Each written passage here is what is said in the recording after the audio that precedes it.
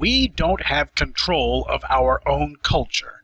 More importantly than that, the tenets that underpin a culture, the value system, has been utterly and thoroughly corrupted, replaced by a decadent set of wants and distractions.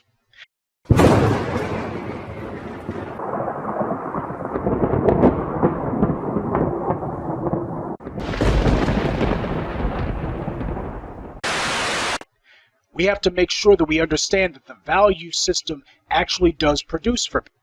But the truth is, as a group, at the grassroots, on the day-to-day level, that's where the value system is taught and enforced. When you have people who give a shrug to bad behavior instead of deciding we're going to put the arm on all of these bad actors, then you are in fact encouraging people to be off code. We have to have mechanisms in place. Notice the wording I use, mechanisms. One will not do. You're not going to have a one-size-fits-all answer to bad behavior. You need an entire arsenal of weapons at your disposal to punish those who are off code. That way you can corral all of that dysfunction and make it where people understand clearly, you get off code, you will pay.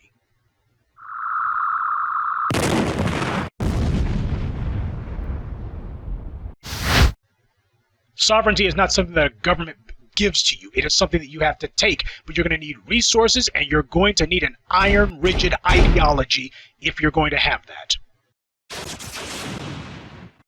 Resources are too precious to put them into the hands of those who work against you, and yet that's the main thing that black people tend to do.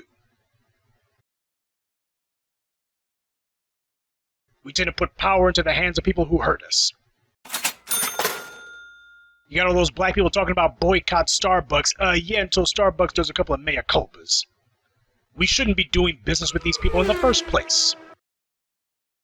A value system that says we go to black people for everything that we need. It doesn't matter if it's the clothes on our backs or if it's a cup of coffee.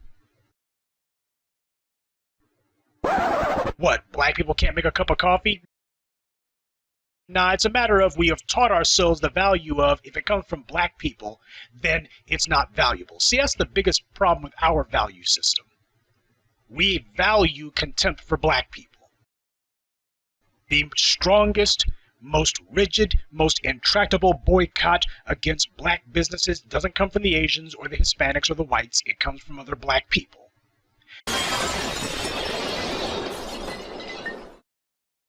We are going to have to break that mental stranglehold.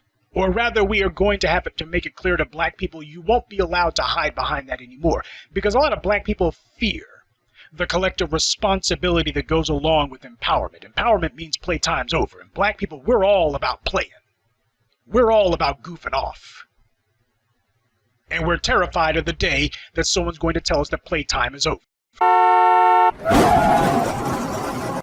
Well, I hate to bring the cold water, but it's done. Game over. Your values had better be centered around what is in your interest to empower you. And you better stop making apologies for demanding that other people, black people, get on code. Better yet, stop telling yourself that, well, we can't be punished in black folks. We got to give them time to get on code. No, we are not. We are past all that. We're at the point now where we separate the wheat from the chaff. And what happens to the chaff? The chaff gets thrown away. It gets incinerated. It's disposed of. It blows away with the wind. But that's because we value the wheat. The wheat is useful. We need it. It nourishes us. It empowers us. The chaff, you can't even make fertilizer out of it. See, that's what happens when you take a hard-nosed approach to your power. You have two columns set up. Assets and liabilities. And people, yes, people, will fall into one category or the other. And if you believe in black empowerment, you're not afraid to draw that distinction.